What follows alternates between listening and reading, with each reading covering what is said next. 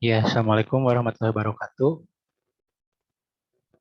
Hari ini sesuai janji ya, waktu minggu kemarin, kita akan bahas tentang modal. Tepatnya bukan modal aja sih, tapi tentang auxiliary verb.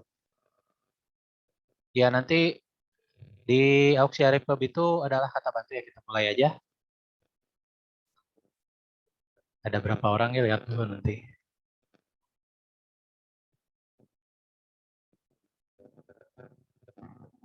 Ya, suaranya kedengaran? Kita buka dulu chatnya. Seperti biasa ya, di absen dulu di chat Zoom-nya.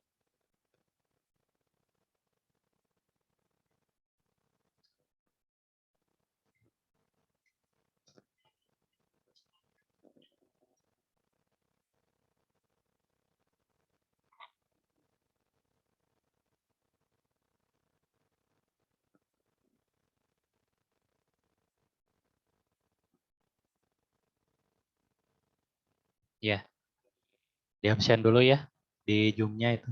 Ada ini, ada di chat. Yang hadir siapa, misalnya ikut sama siapa, bisa.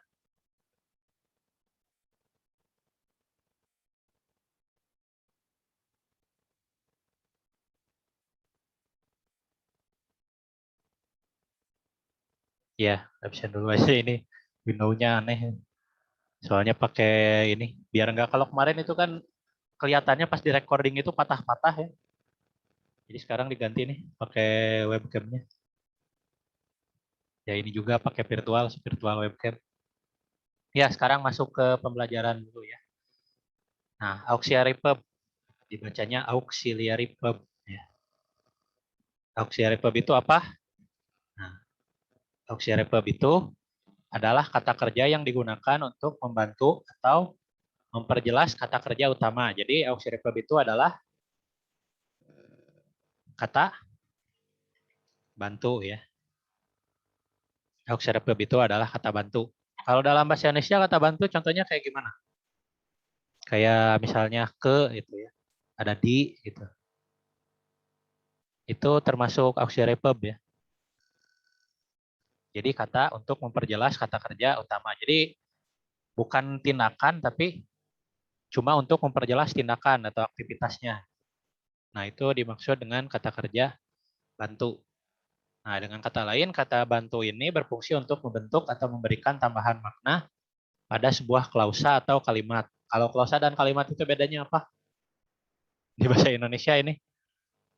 Ya, klausa itu cuma dua kata ya. Jadi kalimat yang cuma terdiri dua atau tiga kata. Bisa disebut kalimat, bisa. Itu disebutnya klausa ya. Kalau kalimat itu biasanya panjang.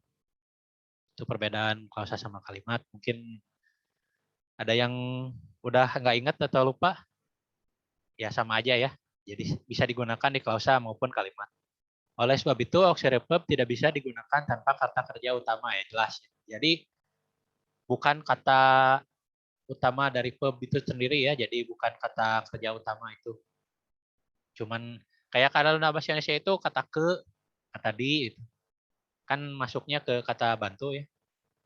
Nah, auxiliary verb digunakan untuk memperlihatkan tense. Aspek tense itu apa? Tense itu ini ya, tenses. Jadi bisa sekarang gitu ya. Yang lampau kan dalam bahasa Inggris itu ada yang kayak gitu ya. Kalimat lampau, ada kalimat futur, masa depannya ya. Gitu. Masa depan, futur itu. Aspek, modal, penekanan, dan lain sebagainya dalam sebuah klausa atau kalimat, kata kerja bantu ini biasanya muncul sebelum kata kerja utama ya, jelas. Nah, ini contohnya ya. Untuk memahami auxiliary verb, perbedaannya dengan main verb atau kata kerja utama dalam sebuah klausa atau kalimat. I do want to go to Paris. Aku ingin pergi ke Paris. Nah, ini si do-nya itu kan gak diterjemahin ya. Si do-nya itu nggak diterjemahin berarti ya. Jadi kalau dalam bahasa Indonesia aja kayak gini ya. Eh, saya pergi ke sekolah misalnya. Kalau disebutkan saya pergi sekolah itu betul atau salah? Betul ya. Tapi kan kalau ditambah kata bantu itu ke dalam kalimat ya. Kalau dalam verbal itu saya pergi sekolah juga cukup. Tapi kalau dalam kalimat, supaya kalimatnya membentuk kalimat yang baik, kita nulisnya kan saya pergi ke sekolah. Nah, ke-nya itu adalah kata bantu kayak gitu.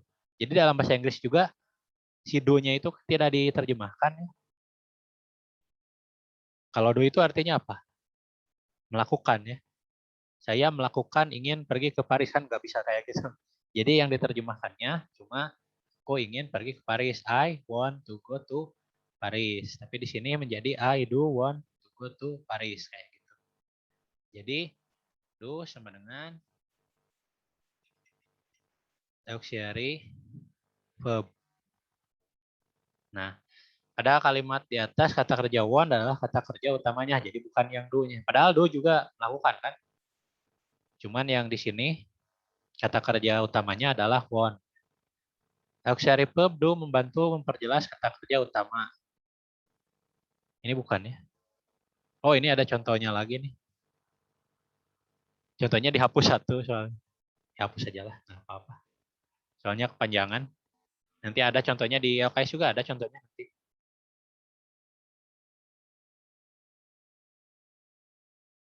Nah, ini untuk memberikan penekanan. Jadi kata do-nya itu untuk memberikan penekanan sehingga membentuk makna yang menjelaskan bahwa si subjeknya itu ya subjeknya itu I kan di sini. Subjeknya itu I benar-benar ingin pergi ke Paris. Jadi I do want to go to Paris. Aku ingin pergi ke Paris. Tambah do jadi dia benar-benar ingin. Kayak seperti itu lagi artinya. Nah, sekarang ada macam-macam ya auxiliary verb itu kata bantu itu. Nggak cuma do aja. Nah, auxiliary verb kan kemarin Bapak sempat nanya tentang to be ya. Nah, ada to be juga di sini ada ya. To be itu termasuk kata kerja bantu. Jadi sini ada auxiliary verb terdiri dari satu be atau to be.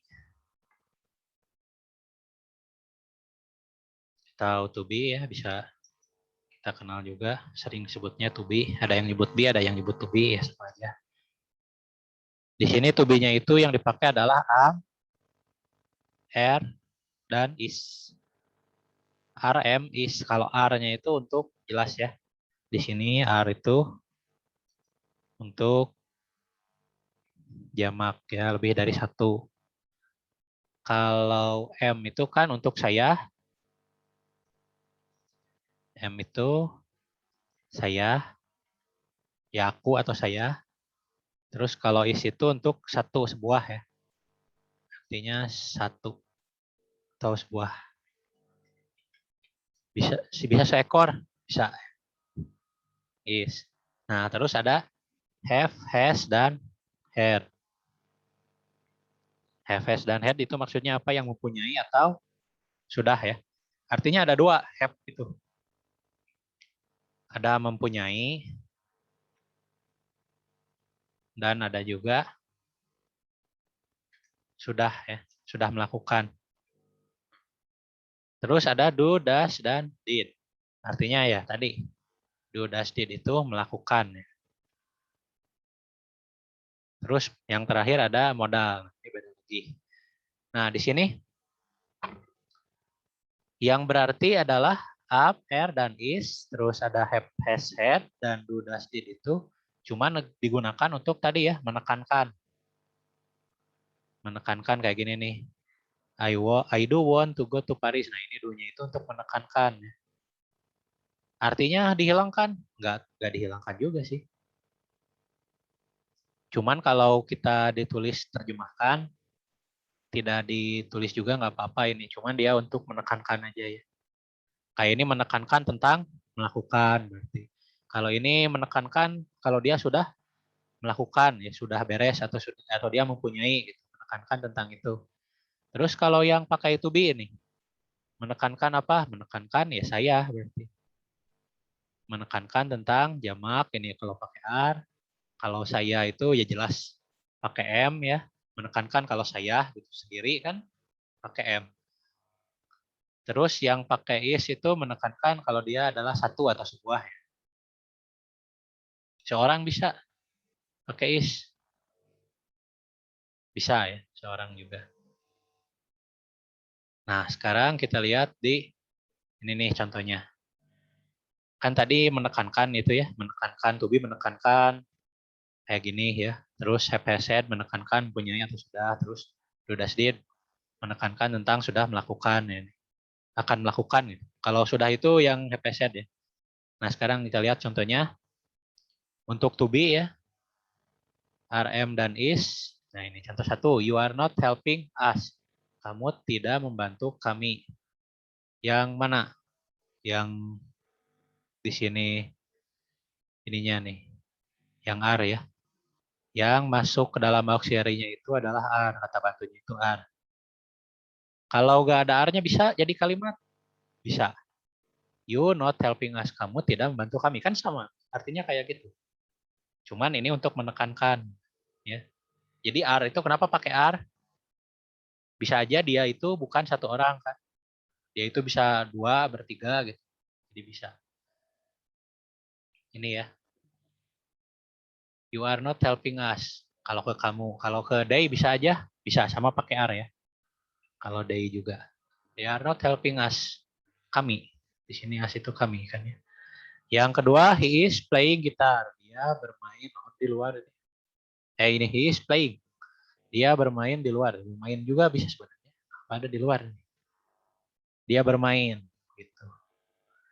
Yang kedua, yang pakai have said, I have done my homework. Aku sudah selesai mengerjakan PR-ku. Nah, ini kan menekankan sudah selesai. I done my homework. Kalau done itu artinya apa? Selesai. Done itu artinya selesai. Kalau have itu sudah. Nah, di sini ditulisnya sudah selesai. Aku sudah selesai mengerjakan PR-ku. Kalau misalnya diterjemahkan tanpa sudah bisa nggak? Bisa ya. Aku selesai mengerjakan PR-ku. Kan kalau misalnya sudah selesai mengerjakan PR ya sudah aja. Tapi di sini untuk lebih menekankan, jadi ada tadi di copy ya berarti ya di sini untuk menekankan jadi pakai sudah selesai mengerjakan PR-ku. She has passed the test. Dia telah lulus ujian. Telah ini lulus itu kan pas. Nah ini has-nya itu jadi telah ya. Dia lulus ujian bisa. Tapi di sini untuk menjadi kalimat yang baku atau kalimat yang lebih baik dia menggunakan telah ya, menggunakan has. Yang ketiga ada untuk do does did ya. Did tadi ada ya. Contohnya yang awalan tadi ini yang he do want. Nah, di sini did you come to her party? Apakah kamu tidak datang ke pestanya? Ini bukan pakai tidak ya, nggak ada tidak harusnya. Apakah kamu datang ke pestanya? Nah, did you come to her party? You come to her party. Ini did itu untuk apa di sini? Ini beda lagi ya kayak yang tadi. Nah, di sini penggunaan do, does, atau did-nya itu sebagai kata pembentuk kalimat tanya, kalimat interrogatif atau kalimat tanya. Ya, kalau misalnya nggak pakai did bisa nggak ini? Jadi you come to her party, pakai tanya gitu. Kalau misalnya bicara mungkin bisa ya. Tapi kalau ditulis kayak gini, ditulis you come to her party, kayak gitu aja, nggak bisa ya. Jadi untuk membentuk kalimat tanya dipakai do atau pakai does atau juga pakai did. Ya mungkin masih ada yang ingat ini di SMP kayaknya udah dikasih tahu. Yang ini mah ya, yang penggunaan do does did di awal itu untuk menjadi kalimat tanya. Ya, tapi di sini juga maksudnya itu do does did-nya itu sebagai apa? Sebagai kata bantu ya. Jadi do does did yang ada di awal itu maksudnya auxiliary verb sama ya. Ya, sekarang ini ada yang contoh duanya untuk do ya atau does to did. Don't you trust me? Tidakkah kau mempercayaiku? Nah, don't you trust me di sini Do-nya itu kenapa jadi don't? Dan itu ya karena don itu gabungan ya. Don itu gabungan dari do plus not ya. Jadi do not. Jadi dari apakah menjadi tidakkah kan? Ya. Masih sama ini digunakannya untuk pembentuk kalimat tanya ya, si do does did-nya itu. Kalau misalnya mau ada yang ditanya bisa di chat aja. Bisa di chat yang tadi ya. Kalau mau ada yang ditanyakan nanti ada notifikasinya di sini dah. Kalau misalnya terlalu cepat atau kurang jelas, ya kan biar kalau kalian mending mau ada yang ditanyakan nanya aja, gak apa-apa. Soalnya biar lebih ini lagi, biar lebih berarti ya pertemuannya. Kalau misalnya diam-diam aja mah, bari nggak ngerti gitu. Ya sayang ini, sayang kehadiran ya. Mungkin cuma hadir absen. Kalau gitu mah udah aja nulis yang TXT-nya itu bisa. Ya bedanya itu biar beda gitu. Biar kalian lebih jelas. Makanya kan pertemuannya via Zoom. Ya sekarang untuk yang terakhir adalah modal. Modal atau modal verb adalah salah satu macam auxiliary verb. Modal digunakan untuk menunjukkan kemungkinan, kemampuan, larangan, izin, kebutuhan, dan lain sebagainya. Modal tidak pernah digunakan bersama dengan tiga macam auxiliary verb di atas. Jadi beda ya penggunaan modal itu. Nanti akan kita bahas nih, udah ada, udah ini. Ada. Nah, modal itu ada dibagi jadi dua ya. Modal untuk present, ini maksudnya present itu apa? Untuk sekarang, present tense.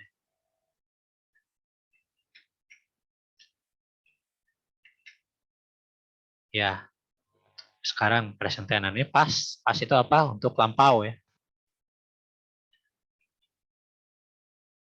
Past tense. Nah, kalau yang di presentnya itu, ini nih ada pembandingnya ya. Ini sama ya. Can itu artinya bisa. Kalau di present, kalau di pastnya itu jadi could, artinya sama bisa. Cuman masa lampaunya. Gitu. Kalau kita bikin kalimat menceritakan kemarin-kemarin atau menceritakan minggu kemarin atau yang lampau ya pokoknya menggunakannya yang di sini yang pasnya kata bantunya. Kalau di ini nanti kan kita akan masuk ke ini nih ada teks ya di LKS juga ada naratif. Ya naratif mah adalah setiap tahun juga. Mau kelas berapa juga ada biasanya. Report biasanya kelas 2 itu report nanti ada. Sama tetap pakai past tense ya. Nah, di sini can itu artinya bisa sama dengan could untuk di lampaunya. Will itu artinya akan sama dengan would untuk lampaunya. Shall artinya sama juga akan sama dengan should di lampaunya itu ya. Nah, ini may itu artinya boleh. Kalau di lampau artinya might. Ada must itu harus. Harus itu dalam past tense-nya adalah had to. Terus ada should harus sebaiknya, ada ought to harus atau sebaiknya. Nah ini kenapa nggak ada di sini? Jadi di pasnya juga masih sama pakai ini. Ini kan should. Should itu bisa digunakan di present tapi ada juga di past. Berarti ini should itu artinya harus atau sebaiknya. Ada kalau di sini itu shall ya. Shall-nya itu akan jadi ini. Jadi should di past tense-nya. Kenapa kayak gitu? Soalnya kayak gini ya. Kalau misalnya kalian bilang sekarang ya di present akan. Akan itu kan berarti belum dilakukan atau mau ya mau dilakukan. Tapi kalau kalian nyeritanya minggu depan atau kemarin atau yang udah lampau gitu ya, kalian bilang akan. Akannya itu udah dilakukan atau belum? Kan bisa aja sudah ya, sudah beres. Nah, jadi dia soalnya itu ada di sini perbandingannya ya. Kenapa dia pakai shall di pasnya? Kenapa kalau dia pakai shall di presentnya? Gitu. Nah ini auto itu harus atau sebaiknya ya. Sama artinya. Nah ini ada contohnya dua aja cukup ya. Karena waktu zoomnya terbatas. Cuma 45 menit. Contoh kalimat dengan modal. I will buy some cupcake tomorrow. Aku akan membeli beberapa cupcake besok. Will itu artinya akan. Nah, di sini adalah ini ya. adalah kata auxiliary. Kalau misalnya akannya nggak ada, bisa nggak bisa. Aku membeli beberapa cupcake besok, tapi untuk membentuk kalimat yang lengkap kan nggak bisa kayak gitu. Jadi I will buy some cupcake tomorrow. Aku akan membeli beberapa cupcake besok. Terus ada ini nih, she can sing. Dia bisa menyanyi. Ini nggak ada dengan yang nanya ya. Menyanyi aja. She can sing. Dia bisa menyanyi. She sing, dia menyanyi. Dia menyanyi kan dia belum tentu bisa ya. Jadi ini ada artinya ya. Can-nya itu. Tapi tetap main verb-nya itu kan ini verb bisa jadi verb, bisa jadi bukan can itu. Nah, di sini main verb-nya tetap sing. Jadi ini sebagai auxiliary si can-nya. Jadi artinya kayak gitulah. Jadi kalau kan dalam satu kalimat misalnya. Nah, kayak gini aja. I can go to my friend house. Saya bisa pergi ke rumah teman saya. Kayak gitu. Nah, artinya dulu itu ya. Saya bisa pergi ke rumah teman saya. Nah, di sini mana kata kerja utamanya yang mana? Yang bisa atau yang pergi? Menceritakannya tentang apa? Tentang pergi ya ini si kalimatnya. Nah, jadi ini kata kerja utama. Jadi si can-nya itu termasuk auxiliary. Jadi kayak gitu. Jadi kalau dalam kalimat selain kata kerja adalah kata-kata bantu ya di sini. Kalau selain kata bantu ada apa? Kan dalam bahasa Inggris itu ada ini ya. Ya subjek itu sama ya. Subjek. Kita nulisnya pakai Indonesia, pakai Inggris aja. Jadi subjek kayak gini. Nah, terus ada kalau predikatnya apa? Predikat itu kan aktivitasnya. Kalau dalam bahasa Indonesia, kalau dalam bahasa Inggris disebutnya adalah verb. Kata kerja. Terus ada apa lagi? Kenapa sama dengannya? Ada information ya. Kalau dalam bahasa Inggris itu information itu bisa keterangan tempat, bisa keterangan waktu. Beda lagi itu ya. Selain itu ada juga tentang objek juga bisa ya sama. Nah, ini keterangan. Terus ada ya jelas ada objek sama ya.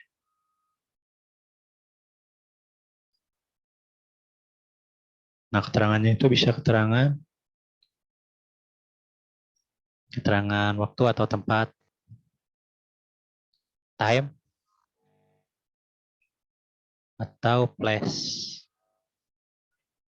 Ya, kayak gitu kan. Nah, untuk menghubungkan kata-kata ini, dipakailah yang namanya ya, dalam bahasa Inggris juga sama ya, dipakai auxiliary. Kita gimana ya, simbolnya gini aja ya. Nah, dipakai auxiliary untuk menghubungkannya. Nggak pakai auxiliary bisa. Tapi untuk membentuk kalimat yang lengkap, dipakai auxiliary. Kayak gitu. Nah, ini beda ya auxiliary dengan modal tadi. Sedikit beda. Kenapa? Nah, auxiliary verb dan modal sama-sama diartikan sebagai kata kerja bantu. Namun, kedua kata tersebut mempunyai perbedaan yang cukup signifikan. Modal atau modal verb adalah salah satu macam auxiliary verb. Hanya saja, modal mempunyai arti literal seperti will yang berarti akan, must yang berarti harus, can yang berarti dapat, dan lain sebagainya. Jadi kayak gini nih. Nah, kayak yang di sini nih. Nah, kayak ini kan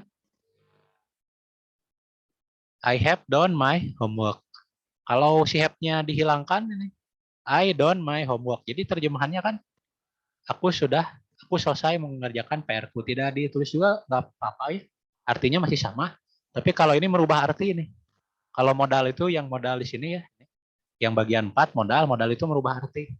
Kalau dia can-nya hilang ini ya. She can sing. Can-nya hilang jadi she sing. Dia menyanyi aja tuh. Gak ada bisanya ya. Kalau ini kan she can sing, dia bisa menyanyi. Jadi kayak gitu. Tapi kan ini rada kayak verb ya, rada kayak kata kerja can-nya itu, tapi bukan. Kata kerjanya itu tetap sing. Masa ada verb dua? Enggak kan? Kalau kalimat majemuk itu kalimat gabungan itu mungkin bisa ya. Si verbnya ada dua. Kan dia kalimatnya gabungan kalimat ya, kalimat majemuk itu. Tapi kalau dalam satu kalimat kan enggak. Verbnya tetap ada satu. Jadi can-nya itu adalah auxiliary. Kayak gitu. Jadi penggunaan modalnya itu kayak gitu ya. Jadi ada literal artinya. Dan harus ditulis. Nggak boleh dilewat. Nggak boleh dihilangkan gitu. Jadi kalau kalian mengartikan atau dalam percakapan jangan dihilangkan ya. Soalnya modal itu ada arti literalnya. Nah, sedangkan auxiliary verb lain selain modal tidak mempunyai arti literal, tapi hanya memberikan penjelasan. Ya, kata tadi ya, ada penekanan. Ada penekanan. Jadi ini menekankan, kalau to be menekankan tentang ini ya, M tentang saya, kalau is tentang satu atau sebuah menekankan. Kalau are menekankan jamak. Kalau have said menekankan mempunyai atau sudah selesai melakukan. Sedangkan untuk do does did menekankan kalau dia melakukan. Jadi kalau modal itu bukan menekankan, tapi mempunyai arti literalnya. Nah, selain itu auxiliary dapat memberikan makna yang berbeda, dapat berubah tergantung kalimat yang ingin disampaikan. Ya, jadi kan kalau pakai auxiliary itu biar kalimatnya itu lebih jelas ya, lebih mudah dimengerti. Untuk membentuk kalimat yang komplit, makailah auxiliary atau memakai kata bantu ya, kata kerja bantu.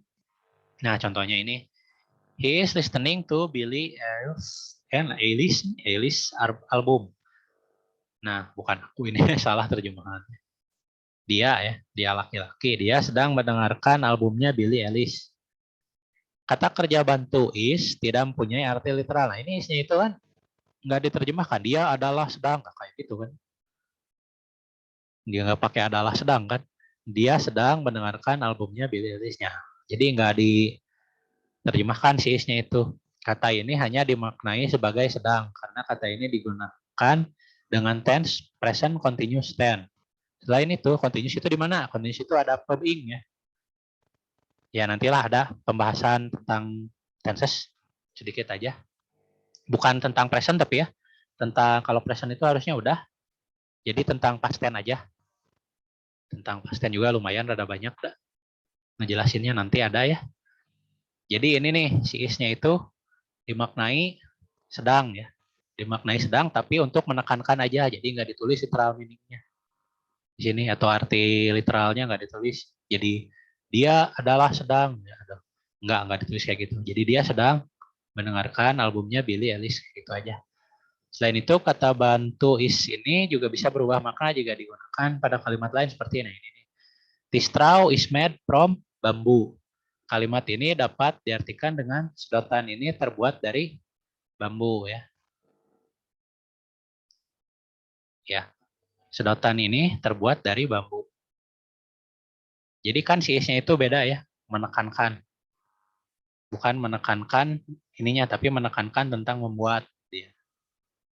Kan ini artinya adalah ya, kalau misalnya pakai adalah ini, sedotan ini adalah terbuat dari bambu. Bisa ya sebenarnya kalau ditulis juga bisa. Coba ditulis rancu nggak ini? Enggak kan ya? Nah, sedotan ini adalah terbuat dari bambu, cuman panjang tring. Ya, ia menekankan adalahnya itu menekankan terbuat, ya menekankan. Sama menekankan kalau sedotan ini terbuat dari bambu. Arti kalimatnya kan kayak gitu. Ya, udah sampai sini itu udah beres ya. Kalau kalian mau baca tentang ini nih di LKS ada di halaman 11 ya. Di halaman 11 itu the use of modal, should, and can cuma dua ya. Singkat banget LKS. Wah, udah di ini ya. Udah ada ini. Pas berarti ya. Nah, materinya sama ini. Jadi cukup contohnya dua-dua. Satu ini ya. Satu bahasan dikit, satu poin, ada contoh dua, satu bahasan dikit, contoh poin dua. Cukup waktunya. Kalau di Zoom 45 menit. Ya, Sampai sini ada yang mau ditanyakan atau nanti mau baca materinya aja?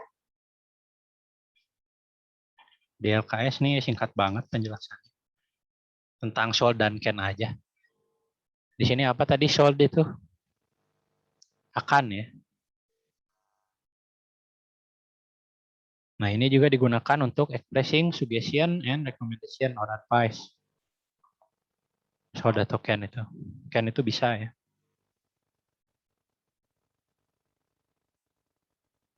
Can plus base verb. Kalau di LKS itu disebutnya base verb. Kalau kita itu nggak sebut base verb ya. Mending kita ingatnya itu si can-nya itu sebagai pelengkap. Verb-nya tetap verb aja. Nggak ada verb yang lain lagi. Jadi adanya pelengkap dan verb kata kerja. Ingatnya gitu aja biar lebih mudah dihafalin. Bisa bukan dihafalin sih. Mungkin satu kali lintas juga kalian udah bisa ngebedain. Kalau dalam kalimat aja kayak gini ya. Nah, ini bukan ya yang tadi yang untuk menekankan aja yang gampang. I have done my homework. Aku sudah selesai mengerjakan PR-ku. Nah, ini kan apa? Yang ditujukannya itu adalah homework. Sementara verb-nya itu adalah done. Jadi, kalau udah ada verb ya, udah ada kata kerja, selain kata kerja itu adalah auxiliary, adalah pelengkap. Itu aja ingat. Jangan ada verb dan past verb. Past verb. Past verb itu mungkin lebih ribet untuk ngapalin. Cukup kayak gitu aja. Kita lihat nih, oh bakal ini. Wah, ini halamannya. Jadi ini. Jadi tanpa batas ya. Kalau ada yang mau ditanyakan bisa di sini aja. Itu jadi aneh kalau melihat chat di sini. Itu bisa di minimize. Jadi paling begini aja.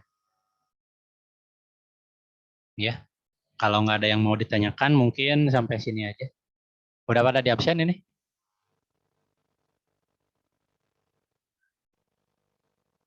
Ya nanti untuk materi ini sama ada tambahannya sedikit banget tambahannya. Contoh mungkin ya bedanya di contoh aja. Ada di materinya nanti yang akan dibagikan di TXT via WA. Itu irit banget kuotanya. Cuman berapa? Cuman 2 kilobyte ya. Paling 5 kilobyte. Beda dengan satu foto kalian jepret, ada megaan. Bisa mungkin ratusan itu kalau dalam TXT. Tapi tetap ya, jadi kalian tulis di buku catatan si materinya itu kalau misalnya kalian, kan ini mungkin gak sempat ya, karena kecepatan atau gimana nulis pas di Zoom. Jadi kalian nulisnya itu di materinya aja nanti. Nah nanti materi catatannya itu ada nilainya untuk harian. Jadi kalian itu dapat nilai harian nanti akumulasi dari catatan kalian. Kelengkapannya gimana? Nah, itu nilai harian untuk hariannya. Kalau tugas beda lagi. Kan nilainya itu ada tugas. Tugas mah untuk kompetensi ya.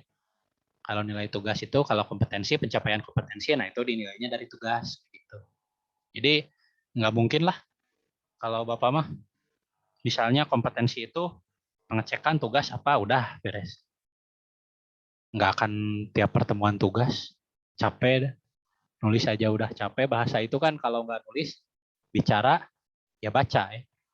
Kalau cuman nggak ada itu ya mungkin kalian Pak cangkel nulisnya banyak ya nah, ada bahasa kan nggak ngomong cuman baca sama nulis sudah itu aja tugasnya juga enggak kan anggap aja itu tugas ada yang nanyain Pak tuh jangan nulis wae cen ya kan kalau bahasa itu nggak nulis nggak baca nggak bicara belajar apanya tuh apalagi bahasa Indonesia ya bahasa Inggris mah mungkin ada translatean lah ada mengartikannya ada grammarnya pemahamannya mungkin kan beda sama bahasa Indonesia kalau bahasa Indonesia apalagi ya udah sampai sini aja tuh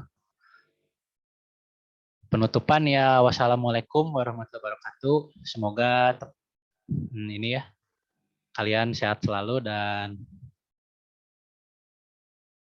diberikan ini ya diberikan kesehatan dan kelancaran dalam segala urusannya